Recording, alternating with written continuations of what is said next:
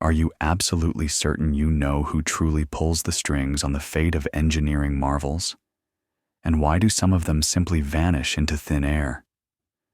In a Detroit teetering on the brink, a motor was born, destined to rescue a titan. But what promised a breakthrough spiraled into a quiet, insidious self-destruction, threatening to bury the entire brand.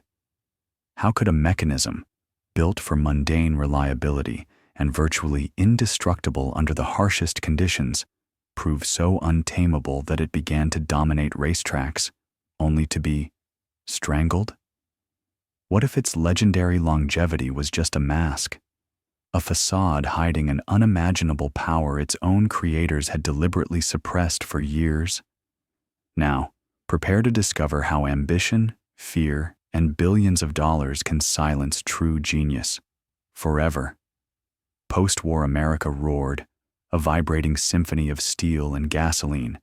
Cities sprawled, families dreamed of sprawling homes, of new highways, of gleaming automobiles to whisk them into an uncharted future. It was an era of breakneck change, a time when old methods simply wouldn't cut it anymore.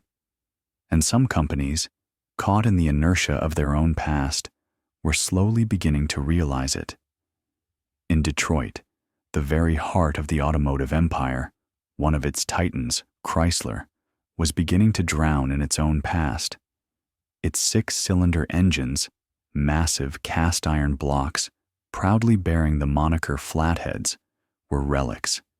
They roared with wheezing effort, guzzling gallons of fuel, and churned out power barely adequate for sedate cruising on pre-war highways. These units, conceived in a bygone era, simply couldn't hack it in the new world. The long journey from drawing board to assembly line had become a grueling sentence. Outside Chrysler's factory windows, the world was spinning at a dizzying pace. Tiny Volkswagen Beetles zipped by, their unassuming yet reliable hum a symbol of a new era of efficiency. Rivals like Chevrolet and Ford weren't just keeping pace. They were setting it. Their assembly lines churned out sleek, stylish models sporting powerful, compact engines. These cars offered more than mere transportation. They offered a new lifestyle, fast, economical, modern. Each new unveiling from the competition landed like a gut punch. The pressure mounted, a relentless thrum vibrating through the corporate headquarters, seeping into every corner. In the boardroom, where the oak table felt excessively massive and the leather chairs unforgivingly stiff, a stifling silence reigned. The stale air hung heavy with the scent of cold coffee and dashed hopes. Each quarterly report was another hammer blow.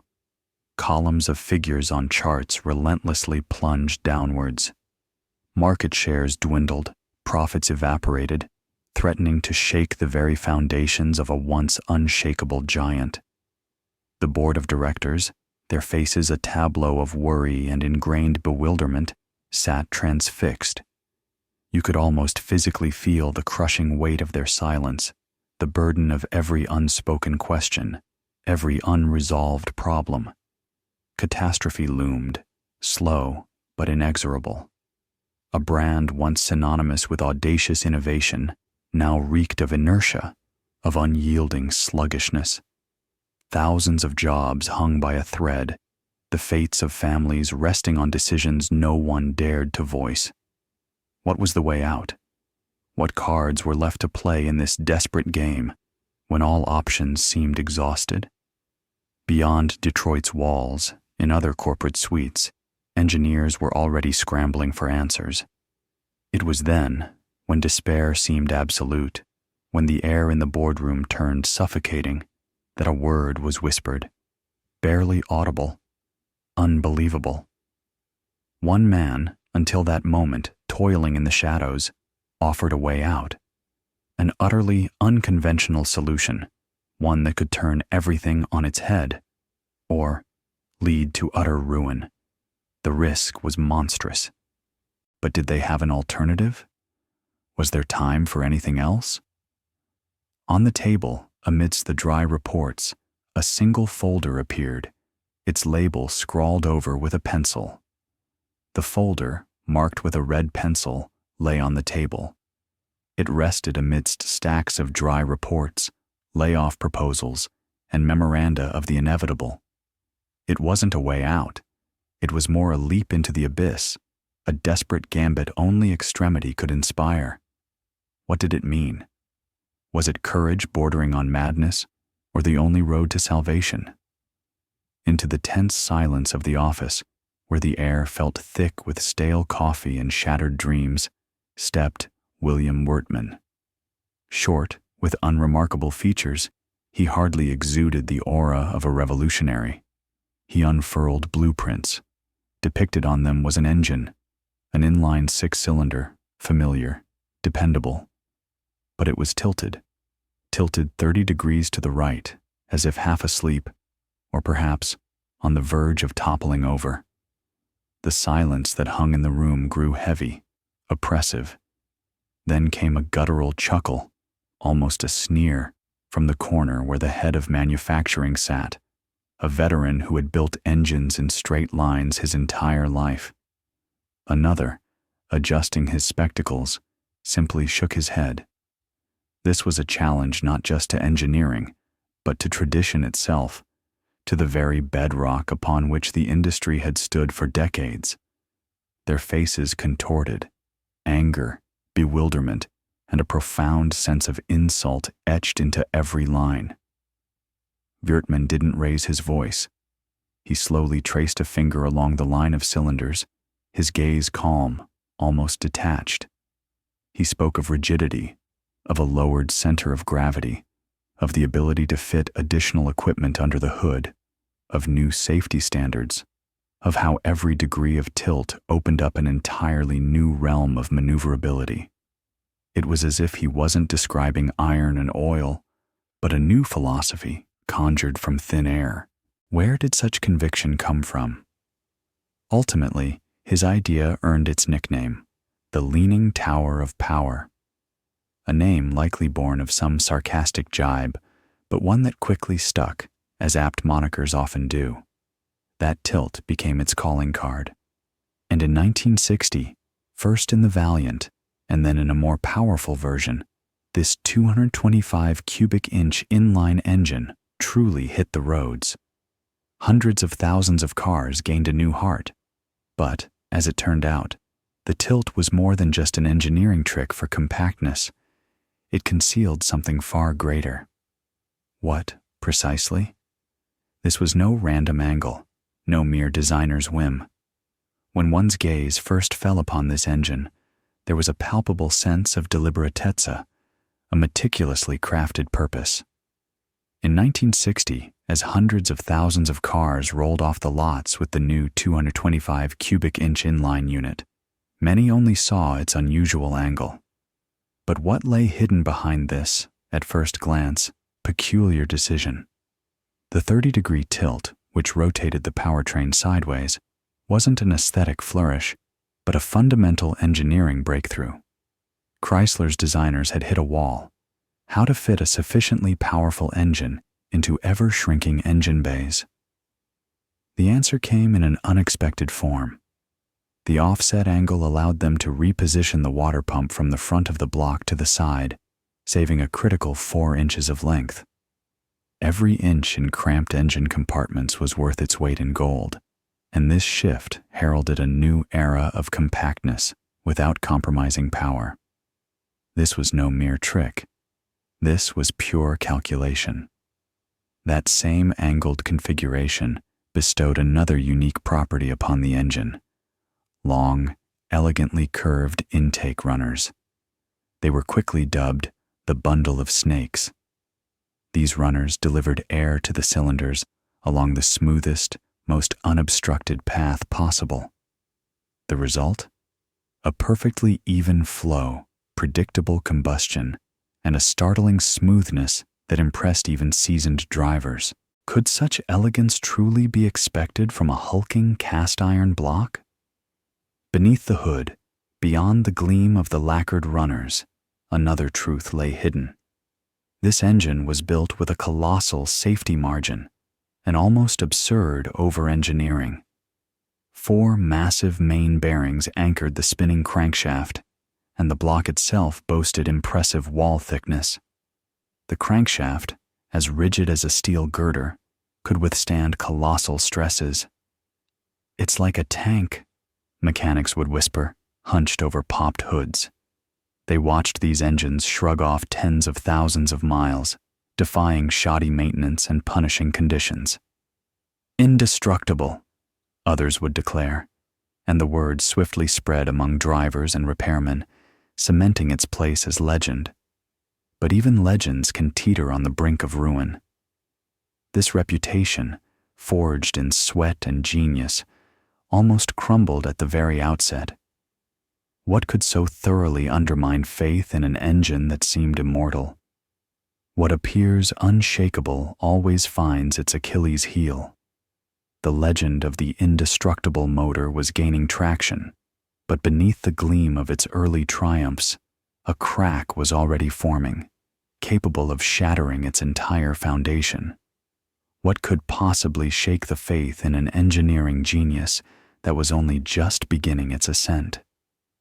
The answer came from the hallowed halls where futuristic lines were being drawn. Chrysler engineers craved absolute advantage, demanding lightness. The existing brass housing, failing to deliver the desired parameters, dictated the next solution: aluminum.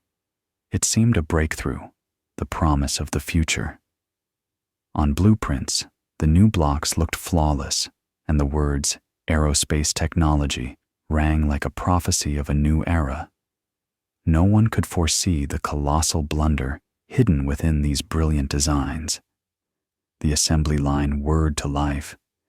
In the factories, where the clang of steel usually echoed, astonishingly light, almost weightless parts now appeared. One by one, 52,000 aluminum blocks rolled off the assembly line.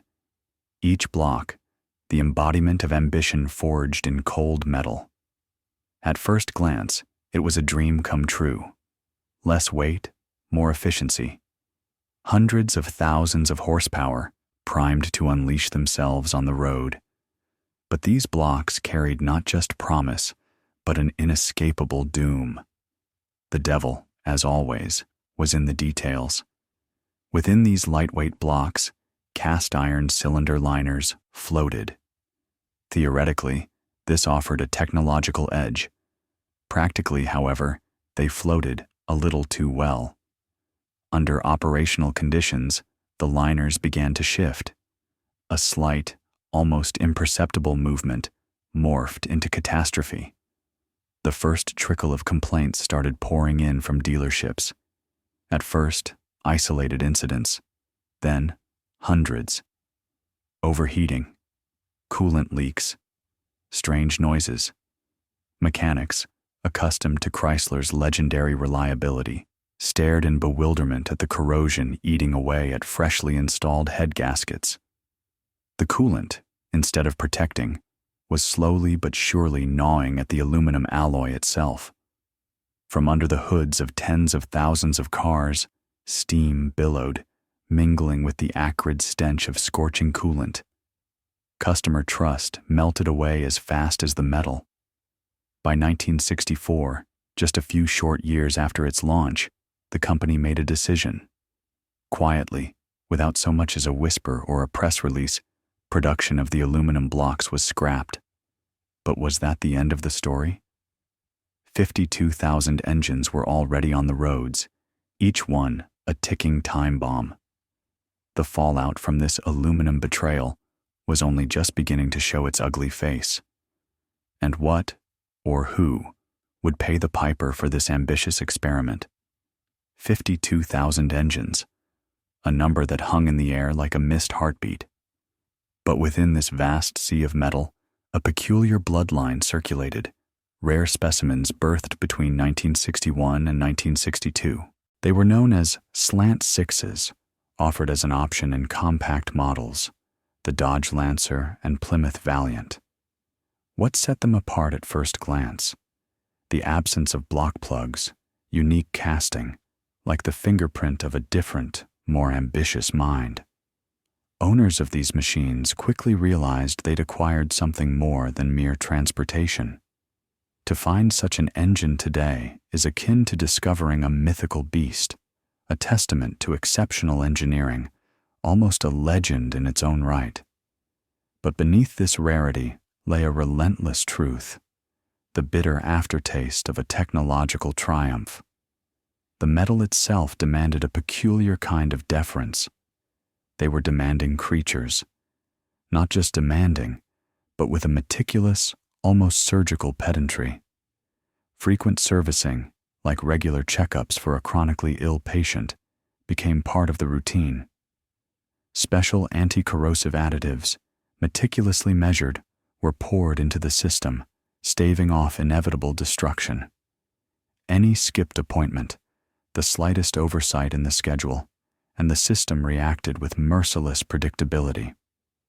Then came the telltale knock. Steam billowed from under the hood, oily and acrid.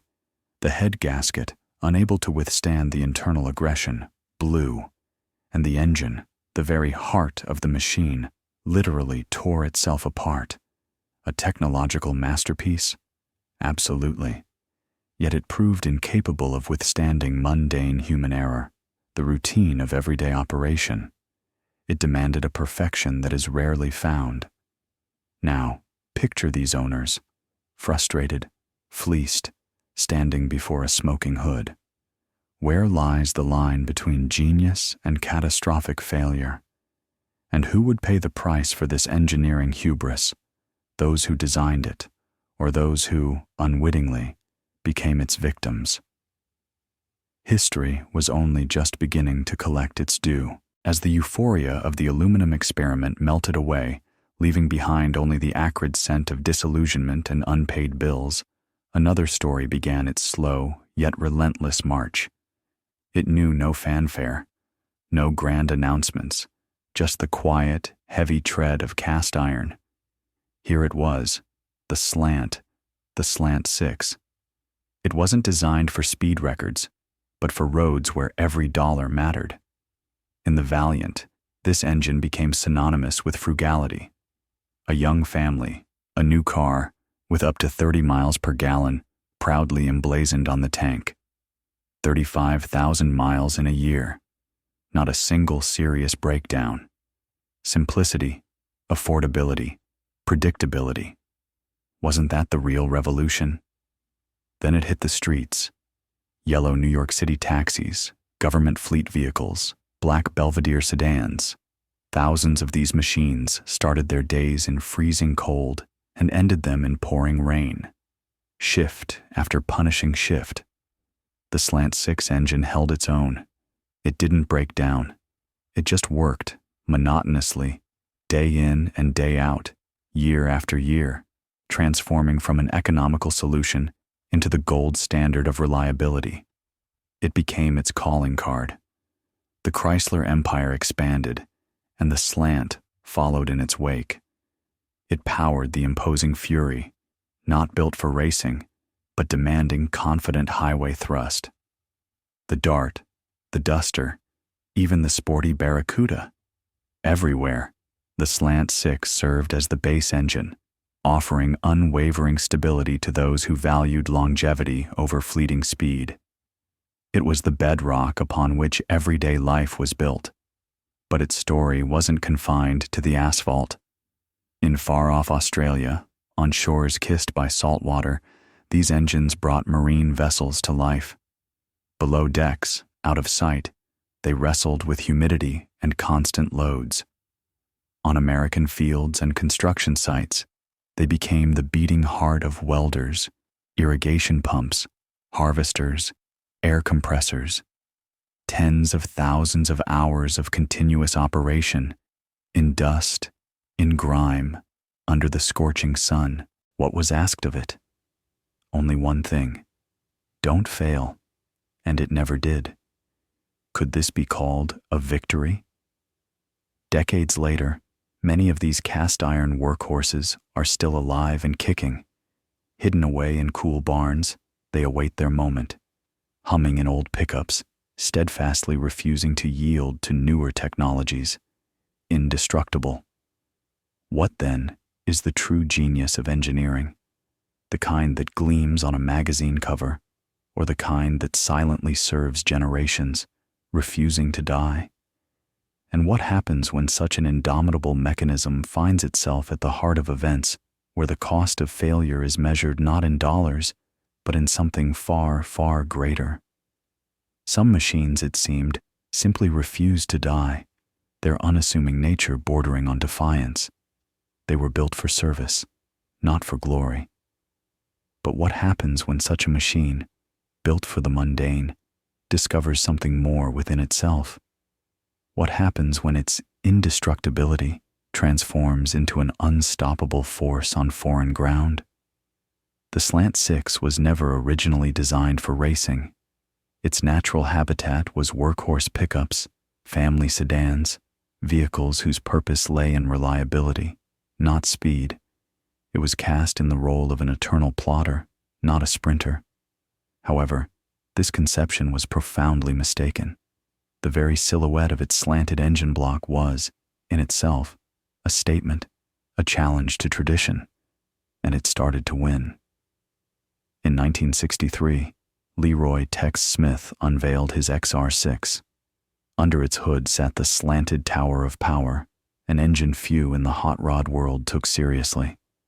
But the XR6 didn't just compete. It scooped the prestigious America's Most Beautiful Roadster award. Surprise? It was a deafening endorsement, capable of overturning long-held beliefs. What secret lay behind this unexpected triumph? Chrysler's top brass didn't miss the signal. In their offices, a flurry of activity began, far removed from the usual market share meetings.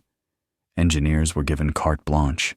The result was the Hyperpack, a factory performance kit that, for a paltry $45, transformed the 170 cubic inch Slant into a 148 horsepower brawler. This wasn't just an upgrade. It was an acknowledgement of hidden potential, an attempt to unlock the beast lurking beneath the hoods of millions of ordinary citizens. Then came 1960, the Daytona Compact Car Challenge. On the starting grid stood the compact Ford Falcon and Chevrolet Corvair, the darlings, the cars everyone was talking about. They were seen as serious contenders, and alongside them, the Valiants, fitted with that very Hyperpack. Nobody expected miracles from them. The flag dropped, engines roared, and from the very first laps, the Valiants began to perform the unthinkable. They didn't just compete, they dominated. Valiants, one after another, surged ahead, leaving the Falcons and Corvairs seemingly lost in their dust. The checkered flag signaled disgrace for some and triumph for others. The first 4 places were claimed by cars powered by the slanted tower of power. The smiles on the Chrysler mechanics' faces were restrained, but their eyes betrayed pure elation. Their rivals, including the legendary Lee Petty, couldn't mask their shock. That little 6-cylinder pulled like a mule coming out of the turns, Petty would later recount, his voice tinged with a mix of envy and bewilderment. We couldn't catch it. The defeat was complete, humiliating. Cars built for the track were vanquished by those that shouldn't have even been there. This wasn't just a success, it was a manifesto. But what happens when this secret weapon, this defiant mechanism, starts to be used in games where the stakes are far higher than a trophy for America's Most Beautiful Roadster? And what would those who suddenly realized its true power be willing to do? The victory wasn't just a triumph. It was a challenge. A mechanism designed for economy suddenly proved capable of more than anyone could have foreseen. It forced a new perspective on racing, but not everyone found this vision palatable. In the smoke-filled garages of Chrysler, where loud, powerful V8s reigned supreme, the Slant's success was met not with jubilation, but with a chilling silence. Engineers and mechanics, whose careers were built on 8-cylinder blocks, watched as attention, funding, even the very direction of future development shifted. This wasn't just a 6-cylinder engine. To them, it was a farm motor, an outsider with no right to the pedestal. The pride that had once driven the pistons of their own engines now festered into something else. Quiet discontent festered into a cold, unspoken policy. Is it really racing when lawnmowers take to the track? Dale Inman, a man who knew Richard Petty like no other, his crew chief, put it bluntly, with almost clinical precision. Real men race 8s. His words weren't merely an opinion. They were a creed. They were a death sentence. Factory support for the Slant 6 began to dry up. There were no official announcements, just an palpable void. Parts arrived slower. Budgets were slashed. Engineers, once captivated by the Slant's potential, now received new, more prioritized assignments. Each such decision was a small, unnoticed blow. It felt as though the screws were tightening. By 1962, the formalities were observed. Under pressure that no one dared voice, NASCAR made a final decision. The compact car class was shut down, abolished. The Rising Star, which had burned so brightly for just a few short years, was extinguished with a single stroke of a pen. Was it fate? Or a surgical strike, meticulously planned to neutralize a threat that dared to disrupt the established order? But legends don't just fade away. By banishing the Slant 6 from the official stage, the powers that be didn't kill it. They merely drove it underground, out on the streets, down those dimly lit back roads where rules were non-existent and sponsors a myth. The legend of the Slant 6 was just beginning. It grew wild, untamed, fueled by those who spit in the face of conventional wisdom.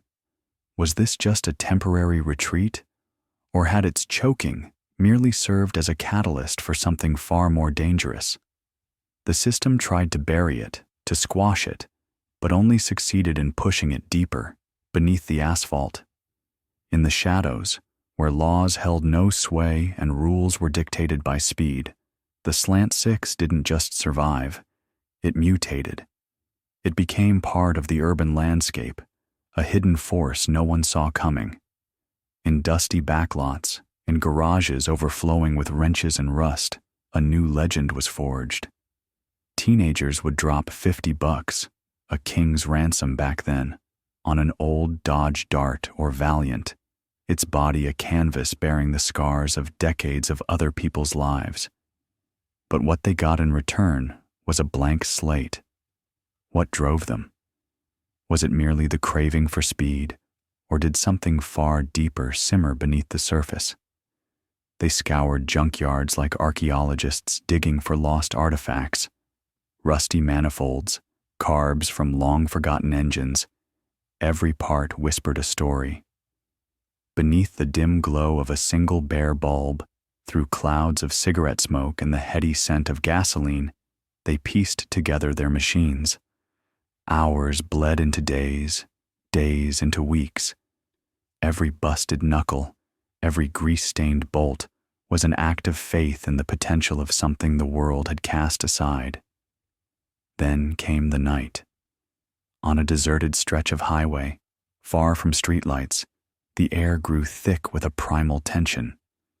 Beside a snarling GTO, its paint gleaming under the high beams, sat that unassuming Slant 6, a car that looked like it had just pulled in from a grocery run. Smirks, bewildered stares.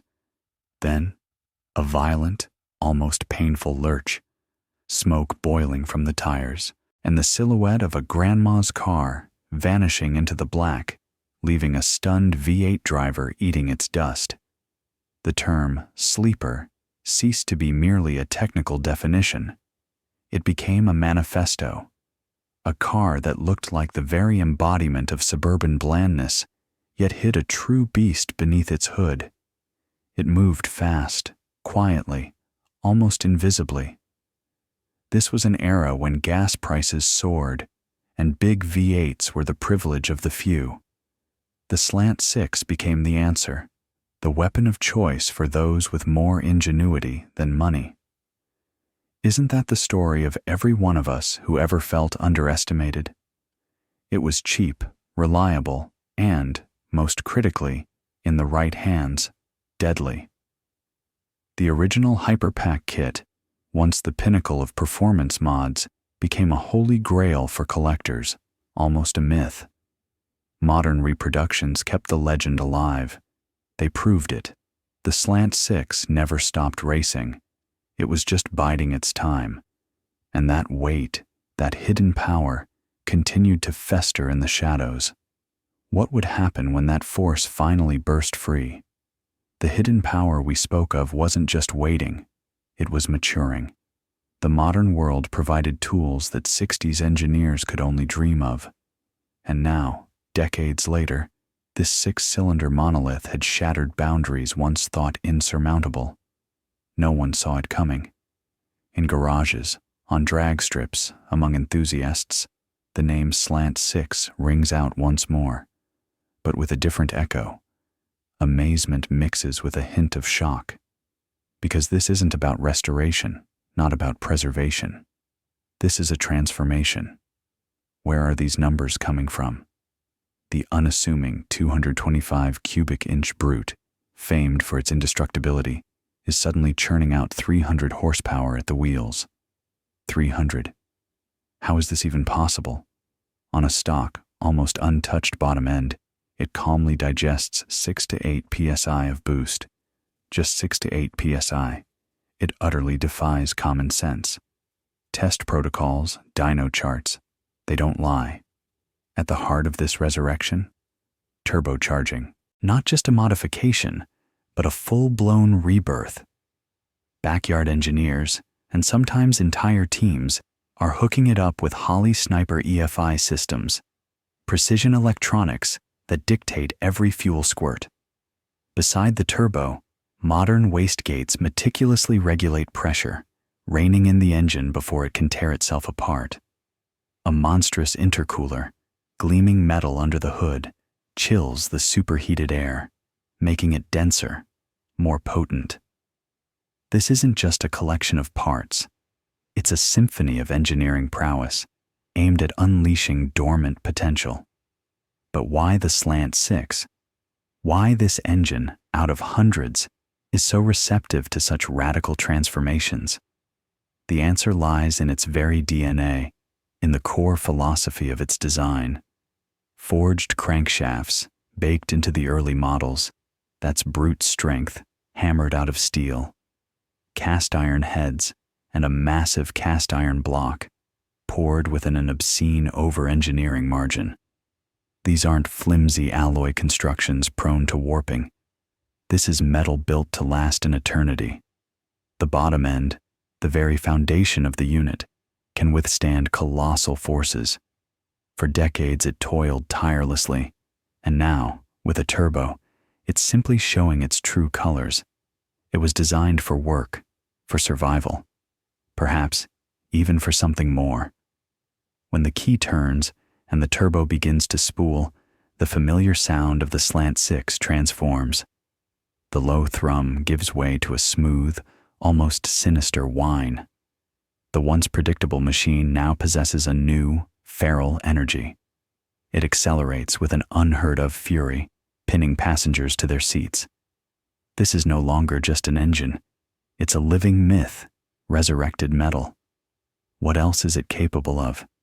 What hidden reserves still lie untouched? Its limits seem to have been pushed even further back. Or perhaps, no one has truly found them yet. Anyone who has survived the assault of this raw, untamed energy has only experienced a fraction of it. Naked power, unchained, stuns for a fleeting moment, but true strength lies in control, in understanding where its real limits are hidden. We spoke of a living myth, of resurrected metal, but a myth, like a beast, is capable of breathing deeper. The workshop, dim light. The weak glow of a solitary lamp carves the legendary Slant 6 from the shadows. Its rumble, at times, seemed sufficient. But then, as the RPMs climbed, an invisible wall appeared. Beyond 4,000, no surge of power, just a choke. The engine seemed to gasp for air, its potential stifled, trapped by factory limitations. This beast could snarl, but it couldn't sing at full throttle. Haven't we all heard that choked fury? The exhaust manifold, a metallic coil, seemingly innocuous, yet it held the engine captive. Every tuner knew. This was the first point of surgical intervention. The factory casting was ripped out, replaced by Dutra dual headers. Simple lines, pure design. Their mission, to split the exhaust path, allowing each cylinder to breathe freely. The installation took hours, a painstaking process. But then, the first fire-up. The sound in the workshop transformed. A deep, guttural growl, reminiscent of a V8's younger brother, but with its own unique, 6-cylinder chest. The engine gained 15, sometimes 20, extra horses, but crucially, it stopped gasping for air. Free breathing was only the beginning. The next stage, the heartbeat, the rhythm that defines character. The camshaft, the stock lump provided reliability but capped the peak. A whiplash from Hughes' engine or a 245-degree grind from Powerhouse, these were the keys to a new symphony.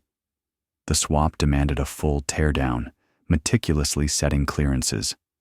Every millimeter, every degree mattered. The result was an engine that now didn't just rev, it sang, effortlessly spinning the tack needle far beyond previously unimaginable limits. It belted out a full palette of sounds, from low bass to a piercing tenor at high frequencies.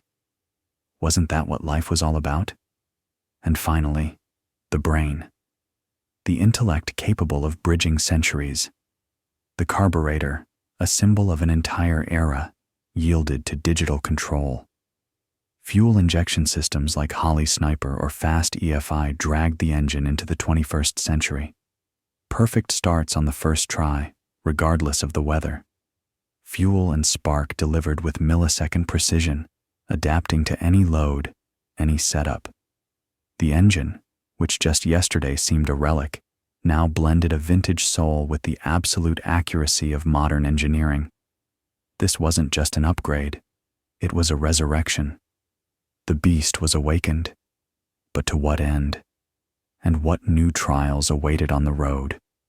The beast was awakened, but before unleashing it onto new trials, one must grasp the nature of this power. Where did it come from? What made it so damn resilient? Decades before its components regained their precision, the Slant 6 already bore the mark of immortality. Its reputation wasn't forged in design offices, but in the crucible of everyday hell. New York City, 1970s. A beat-up yellow Plymouth Valiant, its body dented, interior reeking of stale cigarettes. The muted clatter of valves, the familiar groan of a worn-out suspension. On the dashboard, the odometer was frozen at 498,340 miles. The driver, old Dominic, adjusted his cap, catching a client's eye in the rear view. The engine wasn't off yet. It had been running non-stop from early morning till late night. 500,000 miles, 500,000. Every single day, another turn in the inferno of city traffic, bone-jarring stops, and gut-wrenching cold starts. Over the years, Dominic had gone through 3 transmissions, reupholstered the seats twice. But the engine? It just kept ticking. Mojave Desert, August. Temperatures soaring past 100 degrees Fahrenheit. A Dodge D100 crawled slowly across the sun-scorched blacktop, a 3-ton trailer chained behind it. The load was monumental.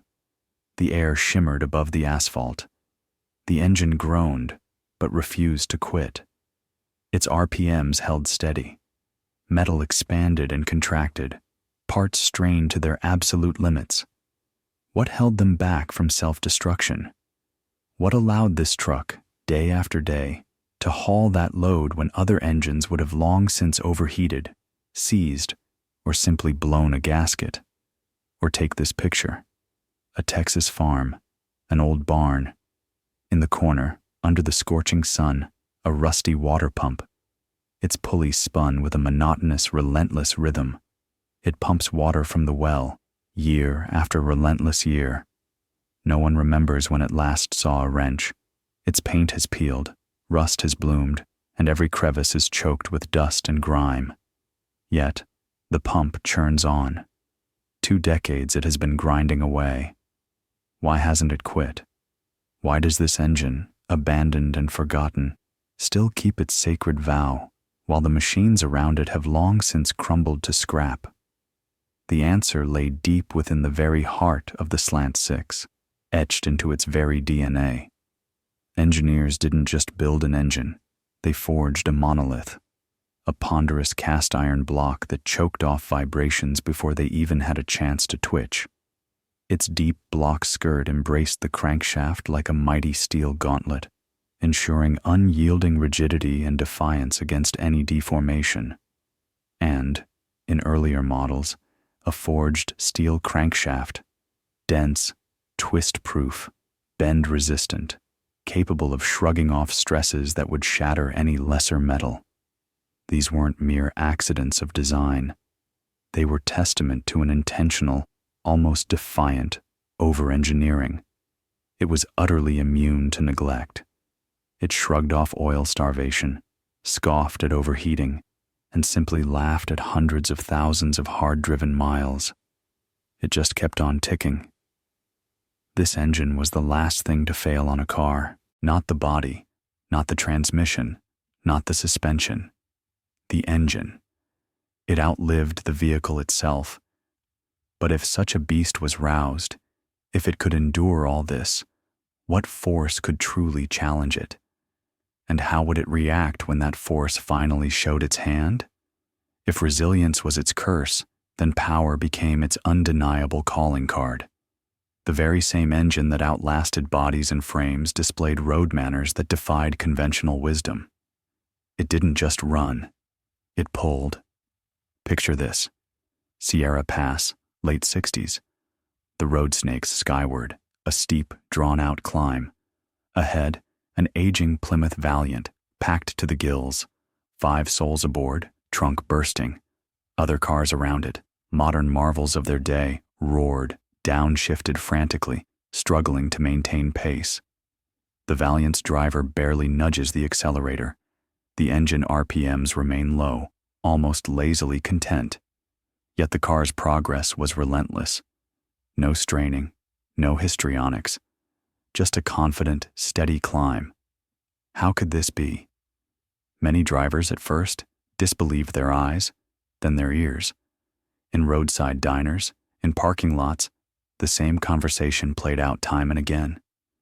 "You sure that ain't a V8?" one would ask, peering under the hood. The owner would just shrug, a knowing glint in his eye. Beneath the oil grime and road dust, 6 cylinders angled into view. No V8 to be found. Yet the feeling underfoot, that instantaneous, authoritative surge, whispered a different tale. The secret lay in a stroke of engineering genius. The Slant Six's configuration, its long stroke geometry, 3.4 by 4.125 inches, wasn't designed for blistering track speeds or screaming high-rev horsepower. It was tuned for something else entirely: raw, undeniable, immediate grunt. 145 horsepower at 4,000 RPM. That was just one side of the ledger.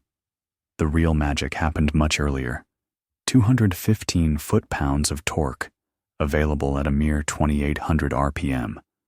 This was startlingly close to the numbers put out by Chrysler's V8 engines of the same era. That instant pull transformed every drive into a confident, effortless ballet of motion. Mountain passes, a mere afterthought. Traffic jams, the car simply glided forward, no lurching, no wasted throttle. Towing a trailer? Child's play. Passing on a 2-lane highway? Not a frantic burst, but a smooth, relentless surge. The driver felt not just a car beneath them, but a true workhorse, and it was surprisingly frugal with fuel. How could such a mighty beast also maintain such economy? It was a paradox that only deepened the enigma of its legend. Born for survival, it had gained something more, the power to dominate. But how long could such dominance truly last? The engine, once a symbol of unyielding power, harbored a silent, hidden vulnerability, a whisper of decay beneath the polished metal.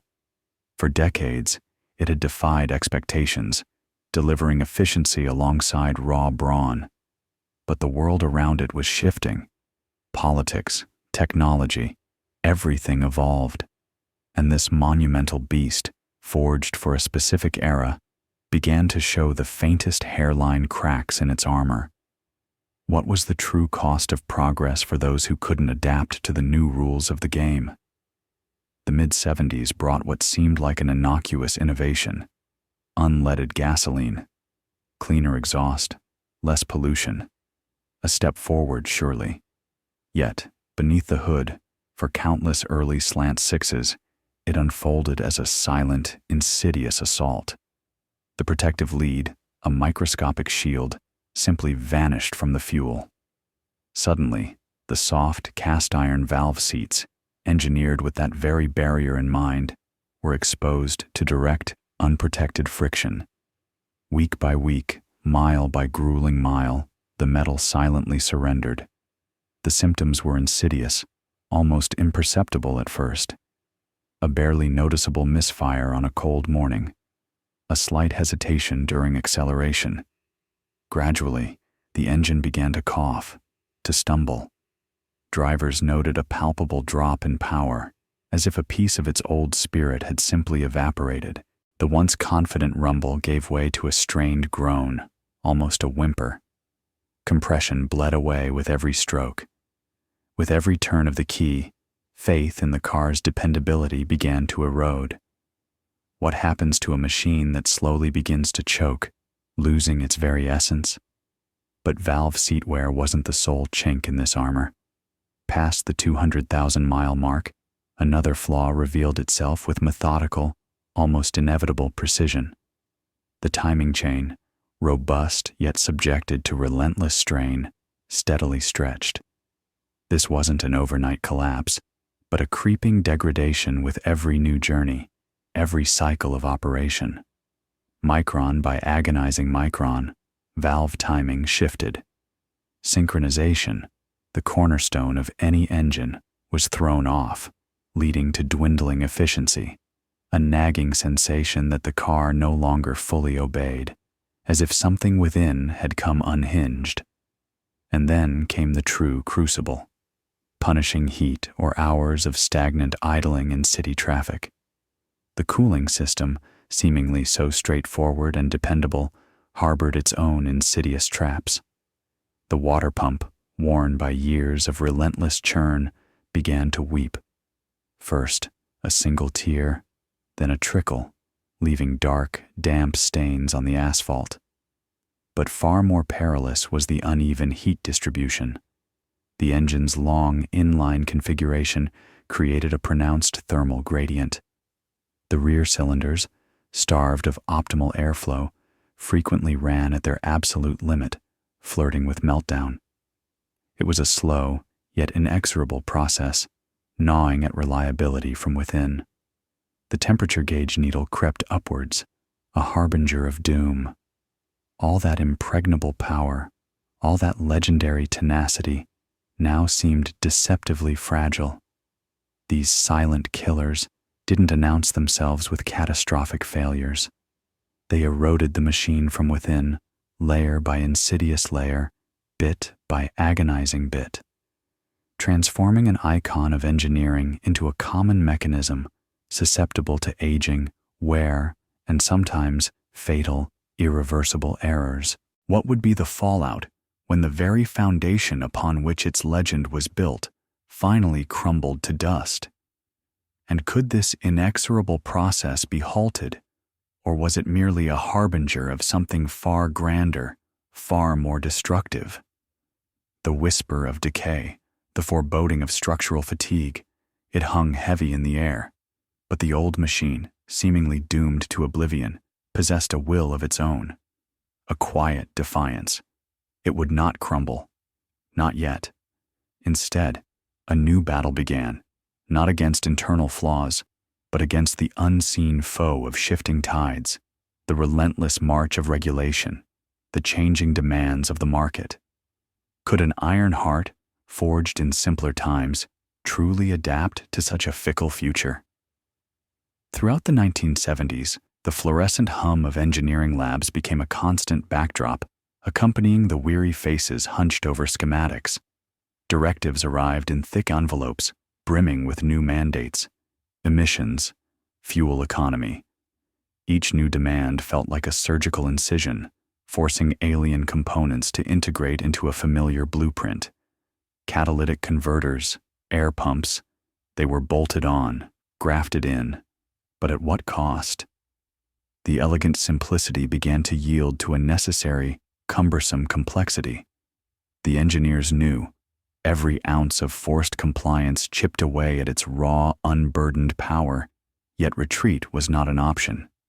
They toiled, pencils scratching, minds frantically seeking new ways to make the old beast breathe cleaner. The automotive landscape itself began to warp. Gas lines grew longer, pump prices crept ever higher. In 1974, a sharp, immediate decision from the board of directors demanded a reduction in displacement. The 198 cubic inch version emerged, a lean answer to lean times, prioritizing miles over muscle. A temporary measure? Perhaps.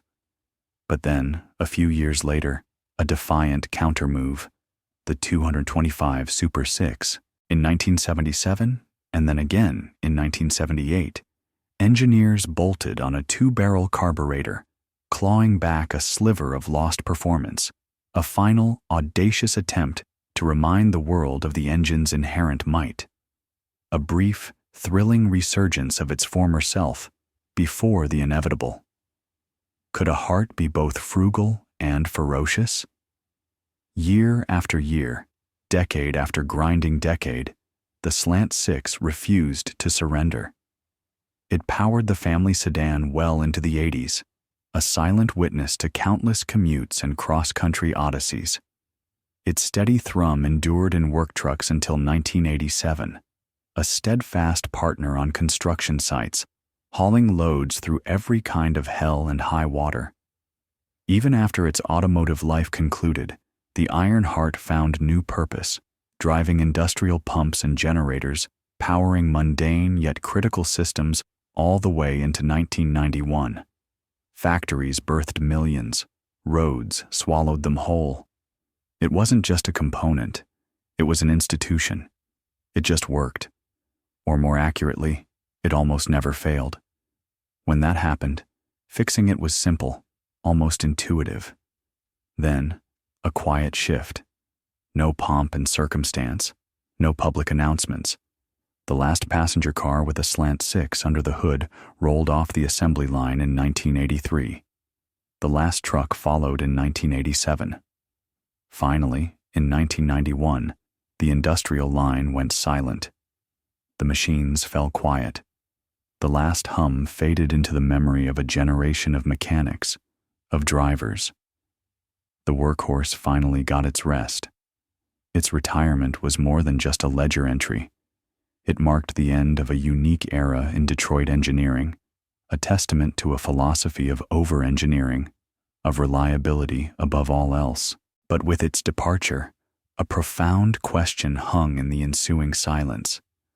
What happens when the unyielding, the truly dependable, finally bows out? What void does it leave behind?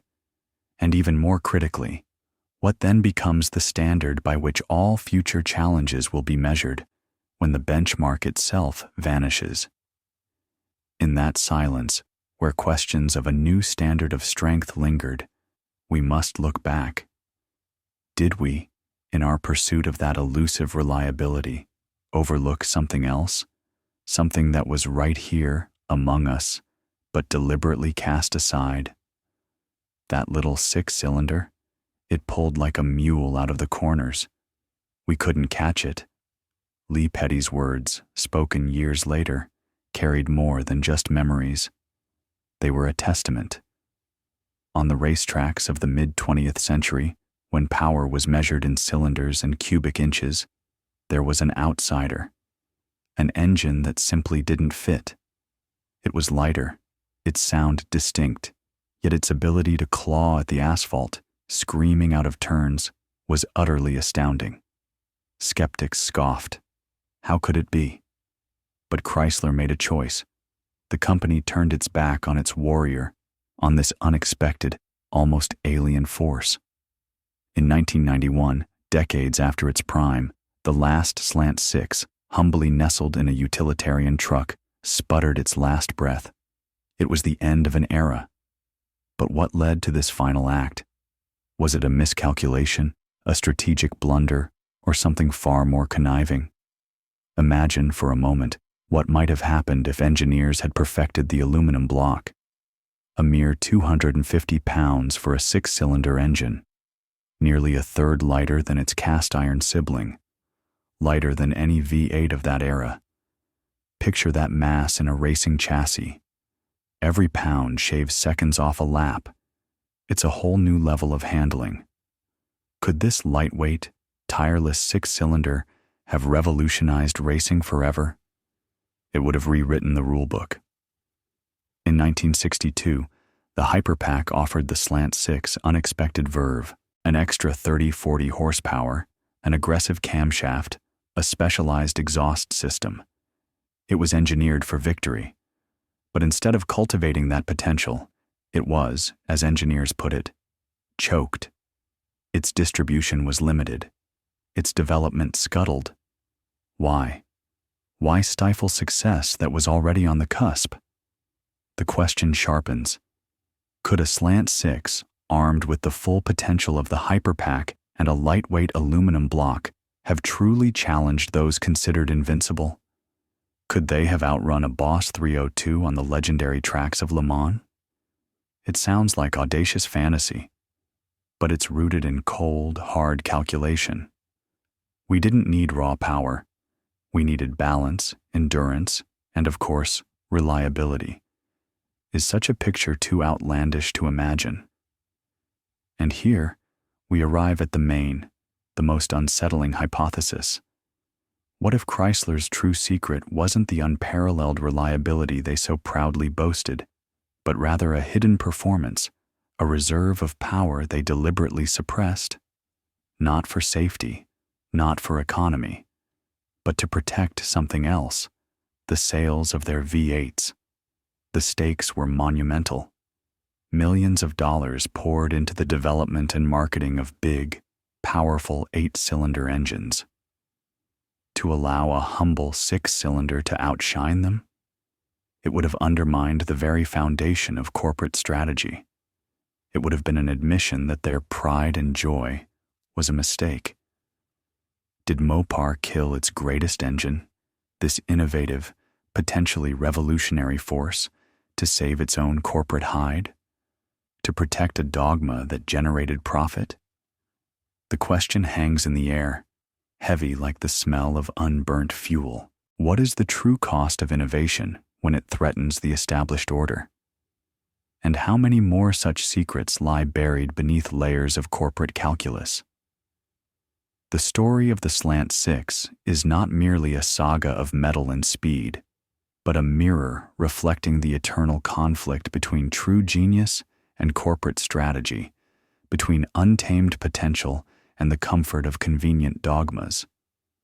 We've seen how a humble invention, born of desperation, challenged giants, was suppressed, but then rose from the ashes, proving that true power isn't in grand pronouncements, but in the ability to survive and excel against all odds. Don't we see these same mechanisms at play around us today? How many groundbreaking ideas and robust solutions remain unchampioned, choked by a lack of imagination, the protection of antiquated interests, or the fear of disrupting the familiar order? Are we not paying too high a price for this short-sightedness, abandoning resilience for fleeting shine? These questions have no easy answers, but perhaps it's in grappling with them that the path to true progress lies. What do you think? Share your thoughts in the comments below. If this story has given you pause, show your support with a like and subscription so we can continue our deep dives into the history and philosophy of engineering. Until next time.